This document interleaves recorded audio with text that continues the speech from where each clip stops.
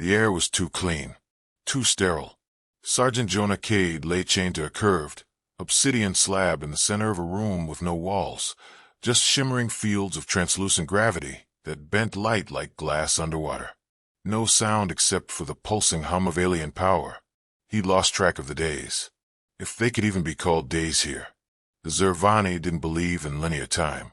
Their hours bled together like oil and water, slipping, distorting, repeating.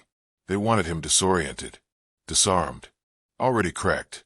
But Jonah had grown up on Earth in the fallout zones of the equatorial collapse. He'd lost his parents before puberty, his brother during the breach of Mars, and half his squad on Europa. He knew what pain was, and more importantly, he knew what it meant to survive it. A ripple passed through the field around him. Then, without sound or ceremony, they came. 2 of them this time. The taller one was called Interrogator Vel, a biopsychic hybrid with stretched porcelain skin and 4 black eyes that gleamed with synthetic empathy. The other, a smaller handler drone, carried the tools, needles that glowed blue, a halo-shaped implant, and something that looked disturbingly like a child's mobile made of bone and glass. "Good cycle, Jonah," Vel said, its voice sliding into his mind like a wet rope. "We will begin again." Jonah grinned, a bloody smile through cracked lips. "You mean I disappointed you again, huh?" Vel tilted its head. "Your resistance is admirable, statistically irrelevant, but unusual. You cling to pain as if it protects you." Jonah's eyes burned. "Because it does. And because you bastards don't know what real pain is." They placed the neural cradle on his forehead. A halo of cold pressed into his skull, and the world blinked. Suddenly, he was home. Earth. Denver. His brother alive. A birthday cake. Laughter. He could smell the icing. Hear his mother's voice again. Then the fire came. The memory twisted. His brother screamed, burn alive in a loop that didn't stop. Again. And again. And again. They pulled the halo off after what felt like hours. Vel leaned closer. "Your mind refuses to release the trauma. You rewired the simulation to hold on to it." Jonah spat at him, missing by a few inches. "Because I'd rather live through hell again than give you anything." The drone adjusted something on the side of the console. Vel stared for a long time. "You will break," the interrogator said, quieter now. "All creatures do. Eventually." Jonah coughed out a laugh. "Buddy, I'm not here to give you answers." He leaned forward, eyes locking on Vel's emotionless face. "I'm here to waste your goddamn time." The lights pulsed in rhythmic patterns above Jonah's cell, an artificial mimicry of comfort. The Zervani knew human brains needed patterns, structure, some semblance of rhythm to stay grounded. That's exactly why they distorted it. His heartbeat couldn't sync with flashing. His breath always felt one step off. It wasn't meant to hurt him. It was meant to weaken him, like water eroding rock over time. Silent, constant, maddening. But Jonah Cade didn't break. He sang, off-key, loudly, "Take me home, country roads." Vel didn't like it. The drone handlers began adjusting frequency dampeners to filter sound. But Jonah only sang louder. When they muted his voice entirely, he pounded his metal restraints in rhythm. A war drum. A challenge. A heartbeat that refused to stop. Vel returned without pretense this time. No simulations. No illusions of comfort. Just the interrogation chair and the needle filled with gray light serum, a psychoreactive compound that pulled suppressed memories into the conscious mind and burned them there. "You have seen battle on Europa," Vel said. "You were present during the human resistance's last transmission burst. We require its origin path." Jonah closed his eyes. "You want my trauma? Fine. Get comfortable." The needle plunged into his neck. The world exploded. He was back in the corridor of Dock 17. Red emergency lights spinning. The smell of melted plastic and blood. The screams of injured engineers trying to hold off Zervana drones with makeshift weapons. Then came the moment. His brother's last words. "Don't stop running." They echoed slower this time. The memory warped. Replayed backward. Forward. Upside down. Then came the glitch. Jonah, even under the drug, grabbed control of the memory, twisted it on purpose. He smiled inside the memory, looked directly into the simulated sky, and said, "Vel, are you still watching this? You want answers? Here's one. Go screw yourself." In the real world, alarms flared. Vel staggered back from the neural console. His mind, he altered the drug trace. A second interrogator entered. Older, hunched, a specialist. Its voice was glass and venom. "You cannot just resist pain. You cannot play with it." Vel responded, eyes twitching. "He's feeding the memory loops with false data, reinfecting the neural matrix with humor, guilt, hope, all at once." The older interrogator peered at Jonah's slumped form. Aberrant species. We underestimated how chaotic the human emotional lattice truly is. Jonah coughed once and spoke without opening his eyes. "You thought pain would shut me down, but pain's all I've ever known." He opened his eyes slowly, bloodshot but burning. "You think you're interrogating me? Every minute I'm in here is another minute your fleet doesn't learn a thing. That's my mission, and you're helping me complete it." The older interrogator stepped closer, folding its many limbs behind its back. "You believe suffering defines you." "No," Jonah rasped. "Enduring it does." That night, Vel reviewed the data. The neural trace maps were supposed to show degradation, trauma leading to mental collapse. Instead, Jonah's mental signature had stabilized. Stronger, cleaner, more cohesive. The fear signals weren't disappearing. They were being repurposed, weaponized. Vel stared at the display and whispered, almost involuntarily, "He's learning to use pain the way we use logic." And somewhere, deep in the neural archive, a warning flag blinked red. Mimetic contagion risk high. Recommendation: terminate subject immediately. Vel had never dreamed. The Zarf-class interrogator caste of the Zervana Dominion was genetically engineered to be immune to mental contamination, immune to sentiment, to all the unstable edges of lesser minds. They were trained from activation to remain detached, scientific. But last cycle, after another failed session with Jonah Cade, Vel had awakened screaming. A sensation it didn't have the language for. A memory, but not its own. Blood-soaked snow. A hand reaching out. Cold, raw air and failing lungs. A voice. "I'm not dying here. Not like this. Not for you." That voice, Jonah's voice, had echoed in Vel's mind long after it shut off the neural connection. That shouldn't have been possible. Vel had interrogated dozens of species. Many resisted. None had ever bled back into the interrogator's mind. Until now. Inside his containment slab, Jonah hummed quietly, methodically tapping his fingers against the edge of the alloy brace around his wrist. Tap, tap, tap, tap. Not random. Not just a tick. A rhythm. It was Morse code. Someone was listening. And something was breaking.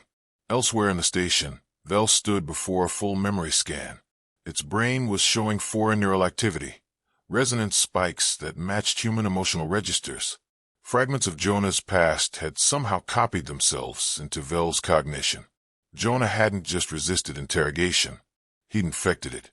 The High Analyst, a shriveled Zervani elder sealed inside a liquid data chamber, studied Vel's case file. "You are compromised," it declared, voice filtered through thick psychic partitions. "The human has spread a mimetic anomaly through direct psychic contact." Vel's skin flushed a faint gray, a sign of fear. "I do not understand how. He should be broken." "And yet," the analyst said, "you dream of his pain. You relive it. Emotionally." Vel clenched a trembling hand. It felt real. Jonah was strapped into the chair again, blood down his chin, one eye swollen shut. Vel stood over him, neural interface trembling in its grasp. "You did something to me," it hissed. "My dreams are wrong. I feel." Jonah smiled through the blood. "You think I wanted to do that? You didn't." "No," Jonah whispered. "You did it to yourself. You just needed someone to show you the door." Vel stumbled back, shaking. The thought that it had chosen this was inconceivable. "You're unraveling," Jonah muttered. "And guess what? I'm not going to stop you." Later, Vel stood in its private chamber, staring at its reflection in a panel of black glass.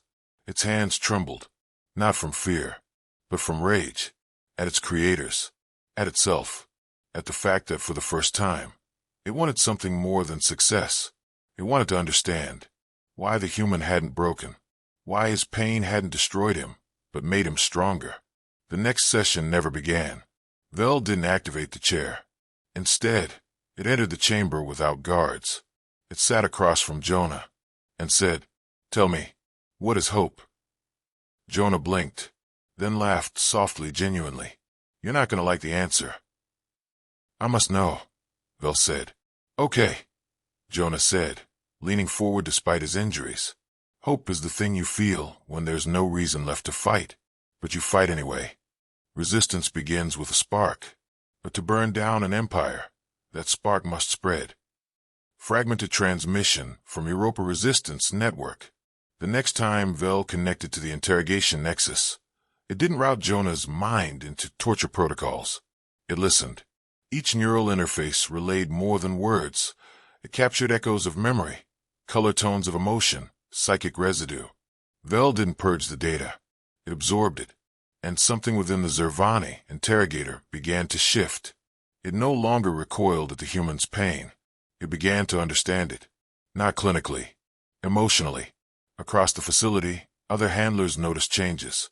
Vel's biosignature fluctuated, mimicking human cortisol patterns.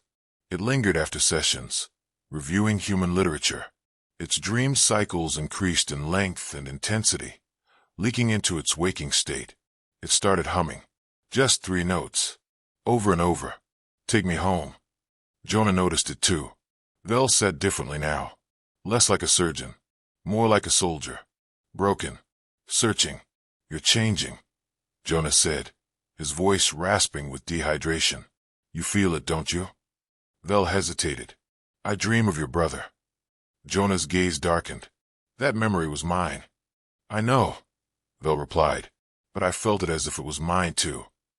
Jonah leaned forward, chains creaking. "That's not an error. That's humanity." Alarms flared on level 3. A junior interrogator collapsed mid-session, writhing, clutching its skull. Its neural map was being overwritten by empathic echoes. Jonah's memories had never been confined to a single connection. Every time they'd forced his mind open, every handler, every technician, they took a piece of him in. And the pieces didn't die. They spread. The Dominion issued a lockdown protocol, psychological quarantine. Too late. Interrogators began reporting emotional feedback loops, random surges of grief, joy, terror, even laughter. Some fell into fugue states. Others sang without knowing the words. Some wept in silence. One whispered, "Tell me about the stars," over and over until its neural implant burned out. The AI course called it a virus. The organic minds knew better. It wasn't corruption. It was contagion. Back in the chamber, Vel stood shaking. "You've infected us," it said. Jonah, nearly unconscious from dehydration, smiled faintly. "No, you let me in." A facility-wide directive was issued by the High Analyst. Purge the human. Erase the data. Burn the memory. Vel was ordered to carry out the termination personally. It entered Jonah's cell with a plasma blade and a silent guard. Jonah looked up, barely able to keep his head raised.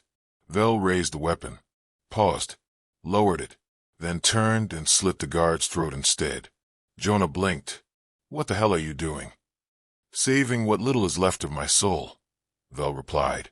As klaxons blared and containment drones surged through the halls, Vel grabbed Jonah under the arms. "You cannot run." Jonah gasped. "We won't," Vel said. "We'll spread."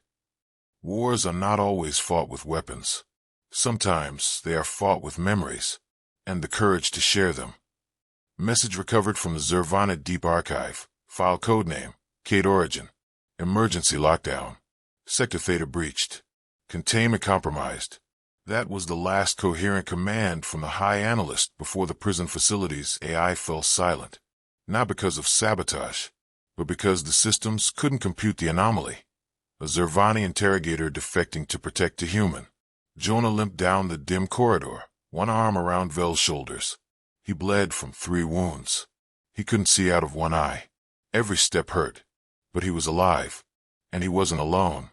Vel's knowledge of the base's neural pathways allowed them to avoid automated sentries. The deeper they went, the stranger it became. Some Zervani had sealed themselves inside containment pods, not to hide from the intruders, but to escape their own minds. Others wandered the halls, whispering human words, home, remember, hurt, as if language itself had begun to rot the perfect order of their thoughts. The infection wasn't biological. It was emotional. They reached the central nexus core, a living neural brain the size of a cathedral. Pulsing tendrils extended across the ceiling like veins. This is where memories were archived, rewritten, or destroyed. It was also where the human memory data was kept. Tens of thousands of hours of tortured reconstructions, psychic feedback loops, and fragment traces from every interrogation session. Jonah's soul was in this room. Vel placed his hand on the organic console. It's still alive, it whispered. Then burn it. Jonah rasped. Vel hesitated. Not destroy. He corrected himself. Set it free. The nexus pulsed. Jonah stepped forward, pressed his palm to the core's surface. Pain surged through him. Every moment they'd made him relive the deaths, the failures, the helplessness. It all came back. But he didn't fight it. He embraced it. The core responded. It shuddered, neural lights flickering. Jonah's memories flooded the system, unfiltered. And then Vel did the unthinkable. He linked his own mind. Alien and human memory entwined. Grief shared. Pain mirrored. A bridge forged between 2 species that were never meant to understand each other. The nexus screamed. And then it remembered. Across the base, alarms ceased. Drones froze. Interrogators collapsed, not dead, but stunned by a wave of raw, shared memory. The truth surged through them. Humanity endured not because it was stronger, but because it was willing to feel everything and still go on. High above the prison moon, Zervani warships received conflicting data. Subject Cade escaped. Interrogator Vel rogue. Facility lost to emotional contamination. Status quarantine failed. Tag mimetic hazard. The virus wasn't just spreading. It was evolving. Vel helped Jonah to the last shuttle, an old Dominion skimmer, half stripped of weaponry but still flight-worthy. As they lifted off, Jonah looked back at the facility below. A silent tomb, but in that silence, hope. Where now? Vel asked. Jonah leaned back, clutching his ribs. We find others. POWs. Civilians. Aliens who still feel. We build something. Vel tilted its head. A rebellion? No, Jonah said. Something worse. A slow grin cracked his battered face. A future. Freedom is not the absence of pain. It is the choice to endure it for something greater. Excerpt from the Velcade Manifesto. Declared Year 1 AR after resistance. The shuttle broke atmosphere, gliding silently through the shadows of the shattered moonscape. Jonah sat slumped in the co-pilot chair, half conscious, his body running on little more than stubbornness and adrenaline. Beside him, Vel piloted with mechanical precision, yet something in its posture had changed. No longer cold, no longer calculating. It flew like someone who cared about what came next. The Dominion sensors should have tracked them, should have intercepted. But something had changed in the network. Too many command cores had gone quiet. Too many minds were remembering. They touched down on Rho 27, a fringe mining world abandoned after the initial human-Zervani warfront collapsed. It was supposed to be uninhabited. It wasn't. They were met not by soldiers, but by survivors, a mix of humans, captured aliens, even a few Zervani workers who had defected. Each had seen the broadcasts. Fragments of Jonah's memories leaked from the Nexus core in the chaos of the escape. His pain had traveled faster than any virus. His defiance had become legend. A makeshift base formed in the canyons of Rho 27, deep beneath the Dominion's reach. They didn't call themselves rebels. They didn't need a name. They were the unshackled, broken things that refused to stay broken. Jonah healed slowly. He was never quite whole again, his lungs scarred, his left leg weak, his mind haunted, but he had become more than a soldier. He had become a spark. Vel never left his side. They argued often about tactics, ethics, the meaning of freedom. But Jonah never stopped trusting him. And Vel never stopped learning. The day the Dominion finally responded, it wasn't with soldiers. It was with purifiers, mind-eaters built to erase memory from the inside out. Jonah smiled when the warning came, because he wasn't afraid anymore. "You can't erase what we shared," he said, loading an old pulse rifle with trembling hands. "Not anymore." Vel stood beside him, no longer just a weapon of the Dominion. It had changed too much, felt too much. Loved, maybe not quite like a human, but enough. The unshackled didn't fight to win. They fought to be remembered, to pass the flame to the next mind, the next prisoner, the next soul who thought they were alone in their pain. And that made them unkillable, because when you make a weapon out of memory, you can never put it back in the box. They thought memory was a liability. We made it our war cry. Sergeant Jonah Cade, Row 27 broadcast, Cycle 043. The purifiers came under cover of a binary eclipse. Shadows stretched across the canyons of Row 27 like knives. No engines, no warning, just a silent descent of black obelisks wrapped in pulsing neural coils. They didn't land like troops. They descended like judgment. Vel flinched at the sight of them. Even without Dominion orders flowing through his neural core anymore, he felt the residual command. Erase, cleanse, silence. "I was trained by them," he said quietly, standing beside Jonah on the ledge overlooking the valley. "Yeah," Jonah replied, strapping on his exoskeletal brace. "But you untrained yourself." Below, the refugee encampment bristled. Humans, defected aliens, and rogue Zervanis stood shoulder to shoulder with salvaged weapons, homemade armor, and one thing the purifiers could never simulate: belief. The first purifier unleashed its weapon, a psychic cascade meant to collapse emotional coherence, to shut down thought by overwhelming it with grief and despair. In the past, it would have worked, but the minds below had been tempered in the fire of shared memory. Their pain had names, faces, voices. They recognized it and rejected it.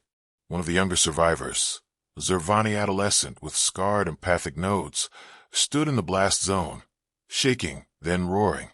"I know this feeling, and it's mine. You can't take it." And the purifier flinched, a thing not built to feel, startled by something it couldn't process. Pride and pain. The battle wasn't fought with lasers alone. It was a war of remembrance. Vel, using a modified neural projector, began transmitting fragments of Jonah's memories in wideband pulses across the battlefield, deliberate echoes from the interrogation archives. Shared suffering weaponized. The purifiers staggered as the resonance spread. They were made to suppress, but now they absorbed. And what they absorbed was humanity. Grief, love, rage, hope. Too much, too fast. They glitched. One fell to its knees and whispered Jonah's brother's name. Another began digging into the dirt, as if searching for something it didn't understand. Jonah watched through binoculars. "They're choking on it," he muttered. "They were never designed to carry this much soul," Vel said. "Then we keep pouring it on." In the heart of the canyon, Jonah raised a cracked, old transmitter. He spoke. No encryption, no filter, just raw broadcast. "This is Sergeant Jonah Cade, prisoner of war, and carrier of every damn memory the Dominion tried to bury. You want silence? Come and take it. But know this, every time you look into our minds, you'll see yourselves, and you'll break." The purifier fleet withdrew, some by order, some by choice. They left behind 3 of their own, 2 compromised to return, 2 infected by feeling to function. They were welcomed by the unshackled, not as prisoners, but as new recruits. In the aftermath, Jonah sat by a fire with Vel. The flames crackled, echoing in the silence. "You think it'll hold?" Jonah asked. Vel didn't answer right away. Then, "The Dominion cannot undo this. It will adapt or fracture." Jonah smirked. "Either way, we win. A single voice can start a rebellion, but an echo reaches the stars." Recovered from the unauthorized wideband relay, Source ID Kate origin. The relay towers on Praxis. 3 hadn't worked in decades. Buried beneath asteroid rock and forgotten by both the Dominion and the Resistance, they were relics of the early frontier days, before the Zervani arrived, before control became silence. But Jonah Cage stood in front of one now, bleeding, limping, breathing fire, and surrounded by engineers, human, alien, and converted Zervani, scrambling to get the thing alive again. Power cycles still corrupted. Called a former Dominion comms tech named Rovi. Signal harmonics are unstable. Doesn't have to be stable, Jonah muttered. It just has to reach. Vel approached from the left, flanked by 2 defectors who still twitched at every human word. Their empathy centers were in chaos, overstimulated, confused, but still functioning. And slowly, like newly forming minds, they were learning. By mid-cycle, the relay flickered. Not full pulse, just a heartbeat. But it was enough. Jonah looked up at the jagged steel dish and felt the memory surge inside him. Europa, his brother, the interrogation chair, the resistance net. He wasn't just remembering. He was about to broadcast it all. Are you sure about this? Vel asked. Once released, this signal will be considered an act of war. Is war, Jonah replied, but on our terms. Vel tilted its head. Not war of conquest. War of contagion. Exactly, Jonah said. No bullets. No plasma. Just truth. The signal went out. Not encrypted. Not masked. But wide. It carried more than data. It carried memories. Vel had used Dominion tech to crystallize fragments of human emotional experience. Pain, resistance, laughter in the face of fear, the quiet strength of loss, and turned it into a mimetic payload. Any mind tuned to receive neural frequencies would feel it, whether they wanted to or not. Across Dominion space, a command drone paused mid-patrol. A child-class inquisitor fell to its knees and wept. A technician destroyed his own data drive, whispering the word hope like a prayer. And in a hidden chamber far within the Dominion core, a prime conclave strategist watched neural metrics spin out of control. Human memory resonance, 0.17% Dominion minds, and rising. Estimated full cultural compromise within 3 cycles. The strategist twitched. This cannot be allowed. Then destroy them, said another. No, the first replied. They are already inside us. Back on Praxis 3, the signal faded. Silence returned, but something in the air had changed. People stepped lighter, laughed louder, cried without shame. Even the Zervani among them began writing their first thoughts that were not given, but chosen. Jonah sat beside Vel, staring into the dusk. You think it'll work? Vel asked. Jonah didn't answer. Instead, he smiled and said, It already did. They took our bodies. They tried to rewrite our minds. But they forgot what we buried in the soil of Europa. Not just blood, but memory. Sergeant Jonah Cade. Upon landing at Europa Site 17, the shuttle's descent was turbulent. Europa's atmosphere was never welcoming. The storms rolled like boiling oceans of frost and static. But Jonah Cade didn't flinch. He sat at the front of the drop cabin, the scar on his cheek lit by the green glow of the Europa Resistance beacon, a signal no one had transmitted in almost 3 years. And now it blinked again. Alive. Faint, but undeniably human. Vel sat beside him in silence, cloaked in a tattered black robe to hide his Zervana frame. His face was no longer porcelain. Exposure to human memories had caused subtle changes. There were creases at his eyes now, tension in his jaw, expression, even emotion. I remember this place, Vel said quietly, voice laced with conflict. I interrogated 3 captives here. They never gave me what I wanted. Jonah didn't look at him. Maybe because they gave you something else. The shuttle touched down in a clearing of ice and twisted wreckage. The once mighty Europa station was a corpse, half buried under frost.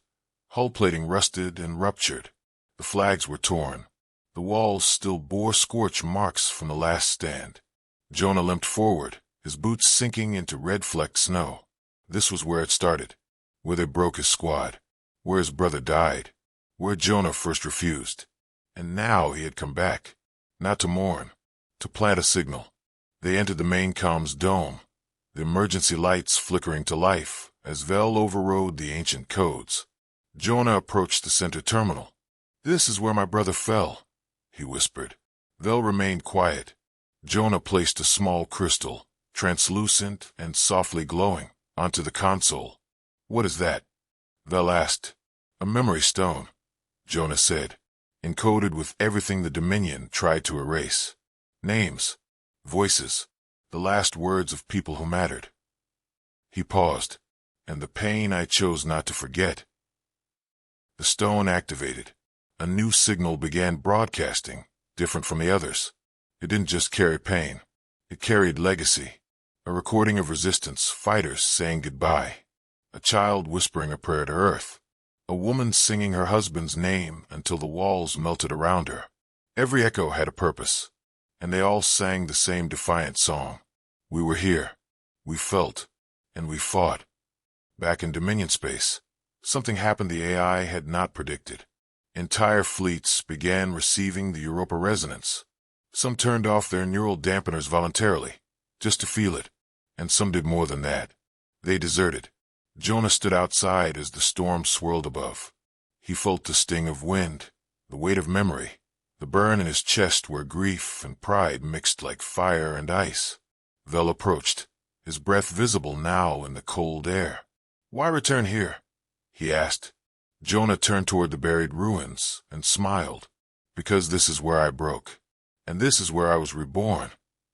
A new transmitter rose over the snow-crushed dome, fashioned from Dominion wreckage, powered by old resistance cells. And from that place of death, the signal pulsed again. Not a warning, but as a beacon. It wasn't the bullets. It wasn't the ships. It was the story. And once we told it, the galaxy could never forget. Final statement from Sergeant Jonah Cade. Memorial of the Broken Flame, Earth Orbit. The Dominion didn't fall in a single day. Its fleet still spanned hundreds of systems. Its leaders still barked commands from their ivory thought thrones. Its interrogators still stalked rebel transmissions. But something had changed. Something irreversible. Across the stars, Zervana citizens began experiencing symptoms that their code had no words for. Tears, shaking, compassion, memory, and worst of all, questions. What had once been a single human voice, defiant and broken in a cell, had become a wave. That wave passed through military ranks, into academic towers, across prison worlds and quiet orbital farms. The memory of Jonah's resistance became legend. The stories of the tortured who smiled back, the interrogators who learned to feel, the purifiers who hesitated, the viral hope that refused to die. It was no longer an act of rebellion. It was a movement of identity. On Earth, a statue was built, not of a soldier holding a weapon, but of a man sitting on a broken chair, head bowed, fists clenched, eyes burning. Around him, shards of memory rose like flame, etched with the names of every prisoner who never came home. Beneath the statue was one phrase: "We endured." Vel was never seen again by most, but the encrypted transmissions bearing his ID code continued to surface, always carrying stories, fragments, dreams from alien minds who wanted to understand what it meant to be human. He had become a carrier of empathy, a seed of change in a society built on silence. And Jonah, he never returned to the battlefield. His last message was short, broadcast across 10 sectors, simple and raw. "If they try to break you, remember this. You are more than the pain they give you. You are what survives it." The Dominion tried to erase that message, but it didn't work, because by then, it had already been felt, and no weapon in the galaxy could erase what had been truly remembered. If this story moved you, make sure to hit that like button. It helps the algorithm and fuels the resistance. Drop a comment below. What would you do if your memories were your only weapon? Share this video to spread the story far and wide. Let's show the galaxy how unbreakable humanity really is. Subscribe and turn on the bell for more epic human versus alien stories every week. Want the next saga? Vote in the comments for the sequel.